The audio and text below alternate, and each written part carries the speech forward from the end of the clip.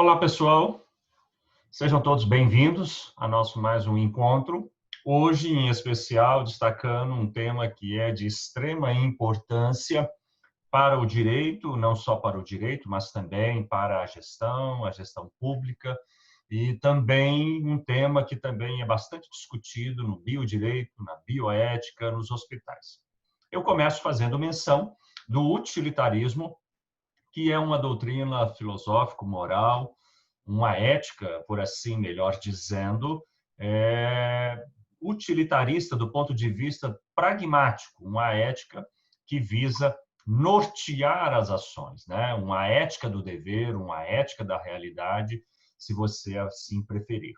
Por isso que seus postulados, seus princípios são tão importantes para o campo do direito, para a gestão pública e, principalmente, nesses tempos que estamos vivendo de pandemia, para as decisões, principalmente num aspecto que ficou muito comum nos últimos dias, sobre quem vai viver ou quem vai morrer, né?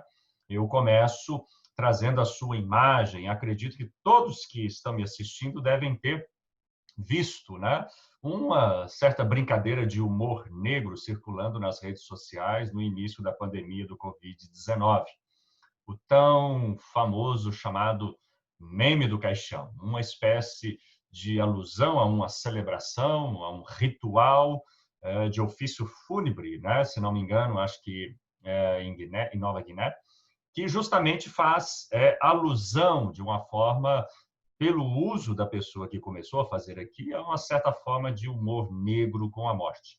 Mas você deve reparar que, principalmente nas circunstâncias que regem a pandemia, é muito comum ouvirmos falar da capacidade das UTIs, da capacidade de uso de respiradores para aquelas pessoas que estão adentrando um quadro mais crítico da doença. E, justamente, talvez você já deve ter ouvido aquela pergunta: se eu não tenho uma quantidade suficiente de respiradores adequada à demanda de pessoas que precisam desse recurso, quais são os critérios pelos quais o médico, a equipe médica, vai definir quais serão as pessoas que vão utilizar um respirador? Nós sabemos que algumas delas chegam a ficar até 21 dias utilizando aquele equipamento, ao passo que do lado de fora, às vezes, pessoas que não adentraram o hospital, ou mesmo que estão no hospital, mas não conseguiram ir para a UTI, vão ficar sem aquele equipamento. Pois bem, a teoria de hoje é uma teoria que justamente discute essas coisas porque foi criada, né? Originou-se no século XVIII com o inglês Jeremy Bentham. Nós já vimos ele aqui numa videoaula, principalmente para trabalhar a noção do panóptico, aquela teoria que é muito importante, que foi muito utilizada no trabalho de Foucault em Vigiar e Punir. Mas, nesse caso, o Jeremy Bentham, um grande jurista, um grande filósofo, ele está propondo uma teoria para justamente aplicá-la em modelos sociais. A ideia básica do utilitarismo, né, pode ser reduzida numa máxima: fazer, né, buscar o bem, no caso, ou felicidade, eu prefiro o termo bem-estar, para o maior número de pessoas possível. Então, você vai reparar que nós estamos tratando de uma ética, né, de um princípio ético, regulador, que pode ser pragmaticamente aplicado ao longo da sociedade, na coisa pública, dentro do direito, nas decisões que envolvem, nós vamos ter alguns exemplos para ilustrar isso, e no modo como o qual é possível, diante de um mundo, de uma sociedade de recursos escassos, como que nós podemos aplicar a máxima utilitarista, buscar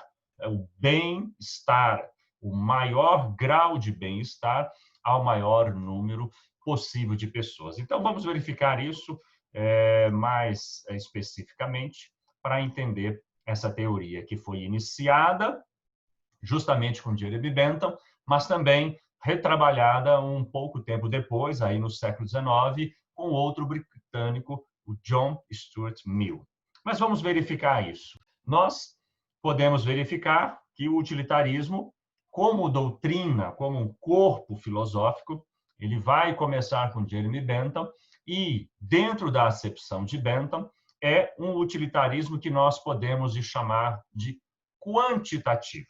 A ideia de você buscar o máximo, a maior quantidade de bem-estar, de prazer, de felicidade, a maior quantidade de pessoas possível. Note que nós começamos a aula falando de recursos limitados, no caso do exemplo, um respirador para ser utilizado em pacientes de Covid, para um número limitado de pessoas. Então, para Jeremy Bentham, a máxima, essa ética, este princípio consequencialista, deve ser levado a maior número de pessoas. O seu sucessor vai aperfeiçoar um pouco a discussão, dizendo que, em muitas circunstâncias, o critério da quantidade para maximizar o bem-estar pode levar a determinadas imperfeições. Vamos verificar isso nos exemplos. Então, no caso, John Stuart Mill postula que o bem-estar, ele não é só quantitativo, mas ele é também qualitativo. Então, é muito importante verificar em que condições você não busca, você maximiza o bem-estar em detrimento da quantidade. Ou seja, você opta pela qualidade em detrimento da quantidade. Então, isso nos leva a uma doutrina moral que podemos chamar de consequencialista, ou seja, no caso do utilitarismo, visa sempre a uma finalidade. Eu quero fazer o bem, eu quero levar o maior bem-estar possível ao maior número de pessoas. Neste caso, se a minha finalidade, se o meu objetivo é maximizar o bem-estar na sociedade, eu não vou me importar com o modo pelo qual eu vou atingir esse bem-estar para esse maior número de pessoas. Eu vou me preocupar apenas com a finalidade, deixando de lado o modo de agir. É aí que você vai perceber que essa doutrina também ela é alvo de muitas críticas, ela foi sendo depois aperfeiçoada por diversos teóricos, porque é justamente isso. Eu vou rapidamente buscar resultados, é uma ética de resultados, é um princípio de resultados, sem me importar de que maneira que eu vou justamente chegar nesse resultado, né? Só para fazer uma separação, uma divisão, o consequencialismo, que é justamente essa ética de buscar a finalidade em detrimento do modo pelo qual você está agindo, ele se diferencia da deontologia porque é um modelo ético baseado em resultados. Eu olho para as consequências e deixo o modo de agir. Eu me concentro naquilo que eu quero obter e esqueço a forma como qual. Então, um exemplo que é muito citado em discussões sobre utilitarismo é o caso, por exemplo, quando você tem isso discutido principalmente em equipes de guardas especiais, batalhões especiais de polícia, quando você tem, por exemplo, uma ameaça de uma bomba no shopping center. Você não sabe onde está a bomba. A equipe de polícia não tem conhecimento onde está aquele dispositivo. Então, se você tem a informação e chegou a uma pessoa próxima, no caso, se a polícia conseguiu prender a pessoa que sabe onde está a bomba, não interessa se vai torturá-lo, não interessa se vai torturar alguns de seus parentes desse sujeito, o importante é o resultado maximizado. Eu pretendo salvar as vidas que vão ser atingidas com aquela explosão. Não interessa os modos pelos quais eu vou extrair a informação e obter o meu resultado. Isso vai ser completamente da deontologia, que justamente é o modelo ético baseado no dever e que é justamente aplicado como um corpo filosófico, como uma ética filosófica, que caracteriza a maioria de todas as profissões e as disciplinas do campo da ética, iniciadas há mais de 2000 anos com a filosofia grega clássica. No caso, a deontologia é aquele corpo que dá sustentação à ética profissional, que todo profissional precisa estudar, o que um engenheiro deve fazer, qual é o código de ética de um advogado, qual é o código de ética de um médico. O utilitarismo diferencia-se completamente da deontologia, porque, nesse caso, A ética profissional, a deontologia, é baseada no dever. Eu devo praticar um conjunto de comportamentos ligados à minha profissão sem olhar para o resultado. Então, voltando rapidamente ao exemplo que colocamos de um terrorista, em qualquer profissão, não se pensa na hipótese de torturar um terrorista, ou torturar o filho de um terrorista, ou submeter qualquer pessoa, qualquer litigante, qualquer criminoso a uma tortura, porque tortura é algo condenável, ou seja, neste caso, na deontologia, isso seria inimaginável. Portanto, nós vamos chegar a um princípio de utilidade, né, que caracteriza o utilitarismo. Agir sempre de forma a conseguir o máximo de bem-estar é a máxima presente na discussão utilitarista. Essa ética pressupõe, como nós vimos, beneficiar o maior número de pessoas, ou seja, a maior quantidade de prazer para o máximo de pessoas, que significa esse princípio de utilidade. No caso, é uma ação moral que se caracteriza por ser pragmática, ou seja, ela é uma prática e não tem uma fundamentação teórica, uma abstração de suporte. Agora eu coloco para vocês, para ilustrar justamente como se caracteriza a aplicação dos princípios do utilitarismo, um exemplo que é utilizado por quase todas as discussões que envolvem o utilitarismo, que é aquela discussão de um trem, né, que está em alta velocidade e cujo o operador desse trem não tem conhecimento logo à sua frente, em que se encontra uma bifurcação, estando de um lado 5 pessoas estando amarradas na linha e de uma outra apenas um. Mas um indivíduo que tem acesso a um mecanismo de desviar essa composição férrea pode fazer a escolha sobre qual a melhor forma ou qual o modo pelo qual ele vai garantir o máximo de bem-estar ao maior número de pessoas. Então, você já deve estar pensando que, numa ética utilitarista, principalmente aquela quantitativa, lembra que nós colocamos no início, de Jeremy Bentham, obviamente, esse indivíduo, sabendo da situação, de antemão, ele vai guiar, ele vai fazer a alteração para que essa composição férrea se desvie, obviamente, para passar para qual caminho? Aquele em que vai tirar a vida de uma única pessoa. Repare que essas discussões utilitaristas, elas sempre estão colocadas diante de dilemas. Você não tem como, nesse caso, impedir, você não tem como frear, porque não tem freio nessa composição férrea, você não tem como evitar a morte nesse caso. Você só pode escolher: eu vou permitir a morte do indivíduo que está à esquerda da composição férrea, não sei se você consegue imaginar assim comigo na projeção desse vídeo, ou aquela direção, aquela situação em que estão 5 indivíduos. Pensando inicialmente com o utilitarismo clássico, quantitativo, proposto por Jeremy Bentham, que justamente está focado no maior quantidade de prazer e de bem-estar para a maior quantidade possível de pessoas, obviamente a escolha desse operador é: eu vou desviar, eu vou fazer que a composição férrea mate o indivíduo. Simples? Não. Aí que começam as dificuldades do utilitarismo. Justamente a partir daí, John Stuart Mill, seguidor de Jeremy Bentham, ele vai introduzir a discussão qualitativa, né?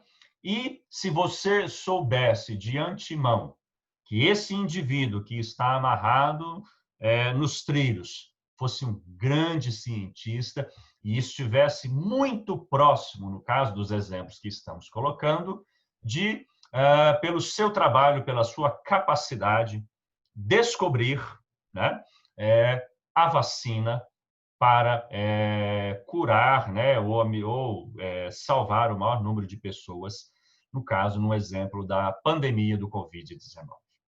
Obviamente, pelo critério qualitativo, este cientista, a vida dele preservada vai preservar milhares e milhares de vidas.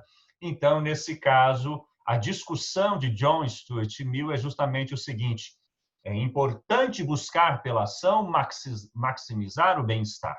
É importante buscar ao máximo trazer a salvação das pessoas. Essa é uma discussão utilitarista. Mas o critério quantitativo ele é pouco, ele é insuficiente, ele não nos condiz, não consegue nos levar à maximização, obviamente, por completo. É preciso levar em conta o critério da qualidade. Nesse caso, qualitativamente, a vida preservada deste indivíduo é muito mais importante do que estas outras 5 vidas. Então, nesse caso, o operador viraria a chave para outra direção e permitiria, obviamente, a morte dos outros 5 indivíduos. Então, você deve estar pensando, professor, mas me parece que essa discussão já ocorre na sociedade. Sim, ela já ocorre. Vamos apenas fazer aqui uma outra ilustração, porque a melhor forma de aprendermos sobre o utilitarismo é fazermos essas discussões. Nós podemos colocar a questão qualitativa justamente como ela nos parece ser posta, porque nós trabalhamos o utilitarismo nas disciplinas de ética, de deontologia, de bioética, em diversos cursos, principalmente nos cursos ligados à área da saúde ou da psicologia e tantas outras, enfermagem. Então, você pode ter um respirador para 5 pessoas que estão doentes. Então, como que você escolhe? Você escolhe daquelas 5 pessoas, aquelas pessoas que estão com a saúde mais grave? Você escolhe aquelas pessoas que viveram mais tempo, no caso, uma criança que vai ser preservada em detrimento de um senhor que está com 65 anos? Mas e se esse pessoa de 65 anos estiver muito grave, for um médico, for uma pessoa importante para a comunidade? Então, são discussões que aparentemente simples, mas que tornam-se muito complexas, porque são discussões que estão, muitas das vezes, ligadas dentro do campo da administração pública com a gestão dos recursos, dentro do campo do direito com justamente as discussões de imputabilidade, de penalidade, porque muitas das vezes, um outro exemplo muito conhecido, se um pai e um jovem no caminho de casa são surpreendidos por assaltantes, e se esse pai, procurando salvar o seu filho, se envolve numa briga com esse assaltante, o jovem pode fazer uso de uma arma, pode fazer uso de uma pedra, pode fazer uso de um pedaço de madeira para, no meio da confusão e da briga, tentar salvar a vida do pai. Mas provavelmente na hora em que ele atira a pedra ou na hora que ele desfere o golpe, em vez de atingir o assaltante, ele atinge o seu pai, tirando a vida do próprio pai. Então, tem aí uma discussão de utilitarismo. Qual era a finalidade daquele jovem? A finalidade do jovem, se pensarmos dentro de um ponto de vista utilitarista, era uma finalidade de salvar o seu pai. Muito embora, qual foi o resultado? O resultado foi que ele tirou a vida do próprio pai.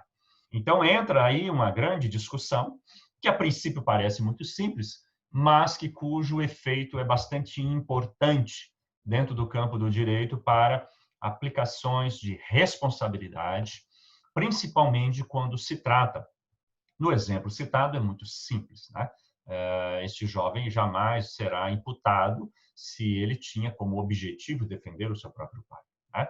Então, o máximo aí, talvez, é uma imputação, né, dolosa, quando não havia a intenção de matar. E isso pode ser aplicado no campo de motoristas que perdem o controle justamente de um caminhão ou de um ônibus vindo a tirar a vida das pessoas.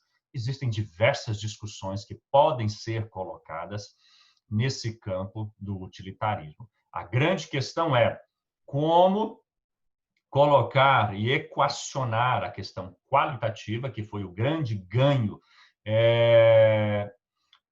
de John Stuart Mill na teoria de Jeremy Bentham, né? Então, alguém diz, podemos dizer que a teoria do utilitarismo vira maximizar o bem-estar? Sim, do ponto de vista, é também criticada por isso, né?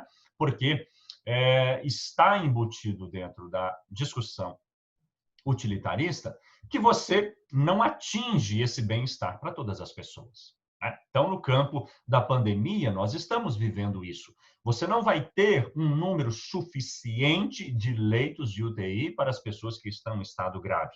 Você não terá respiradores suficientes, né? Você não terá médicos e profissionais em quantidade suficiente. Então, há uma crítica contra o utilitarismo justamente nesse ponto, porque se busca maximizar o bem-estar, muitas das vezes é questionado pela falta de qualidade ou, muitas das vezes, por justificar, né? Lembre-se, a máxima é caracterizada pelo foco no resultado. Qual é o resultado que se pretende? O maior bem-estar possível para o maior número de pessoas. Mas, justamente, não se olham os meios. Lembra da discussão com relação ao terrorista? Se eu quero maximizar o bem-estar, então eu não vou me importar com a tortura. Eu não vou me importar com o fato de que a minha escolha determinará a morte. No caso do exemplo do trem de ferro, eu não vou me importar se 5 pessoas vão morrer. Vocês já começam a perceber que a gente vê que discussões e discursos e pronunciamentos que têm um viés utilitarista são muito comuns no campo da administração pública e também do direito. Mas voltemos novamente à ilustração para que a gente consiga compreender também outras possibilidades que vão sendo colocadas para a compreensão da aplicação deste princípio e desta ética consequencialista.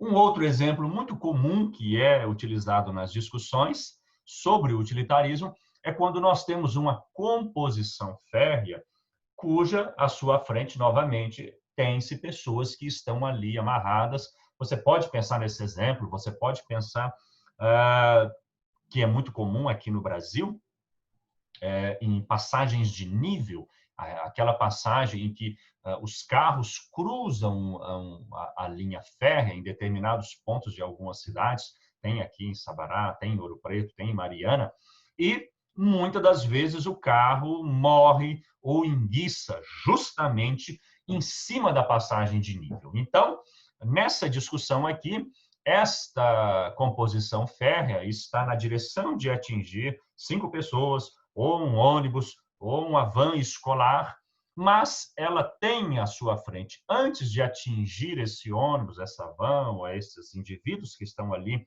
por qualquer razão, na direção da composição férrea, há uma ponte, há um indivíduo que está percebendo a situação e há uma pessoa de frente a esse indivíduo. Então, há uma discussão aí também que envolve novamente a questão qualitativa, mas também a questão de responsabilidade.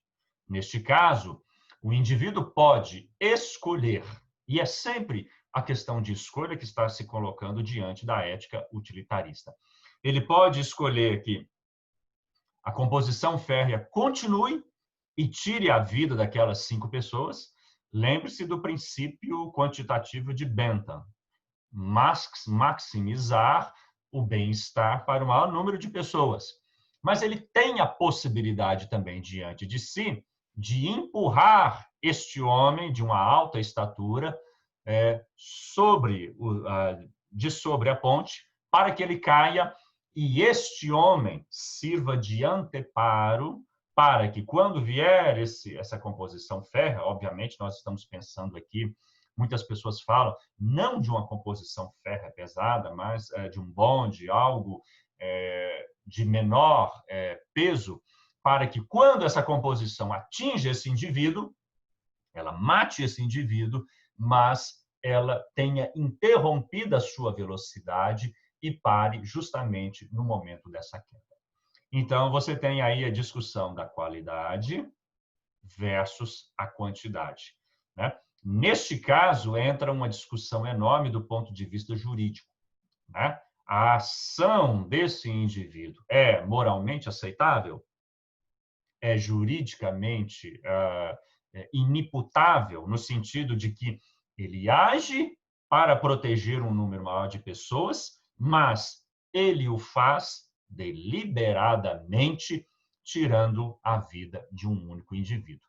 Portanto, vocês estão percebendo que, para o utilitarismo, essa doutrina ela está justamente sendo colocada no sentido das circunstâncias que envolve determinados dilemas que, obviamente, estão sendo colocados para que nós pensamos a possibilidade justamente de escolher entre quem vai viver, quem vai morrer, no sentido da escassez dos recursos. Portanto, parafraseando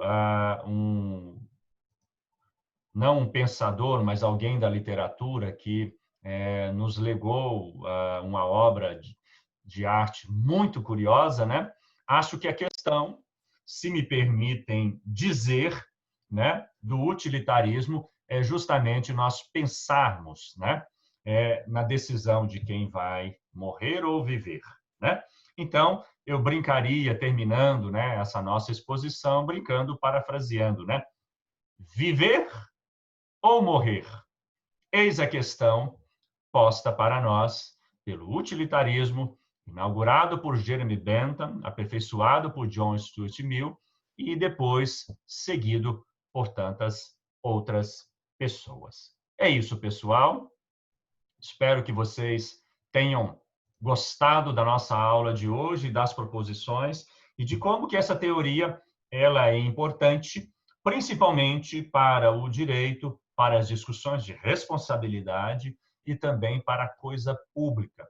Você sempre precisa fazer decisões. Por isso que talvez a palavra felicidade, embora seja aplicada na teoria, não é a melhor palavra. É melhor falarmos de bem-estar. Ou, no nosso campo, é melhor falarmos da administração dos recursos da coisa pública, pensando que sempre temos recursos escassos e sempre precisamos fazer escolhas sobre quem vai morrer e quem vai viver. É isso. Um abraço.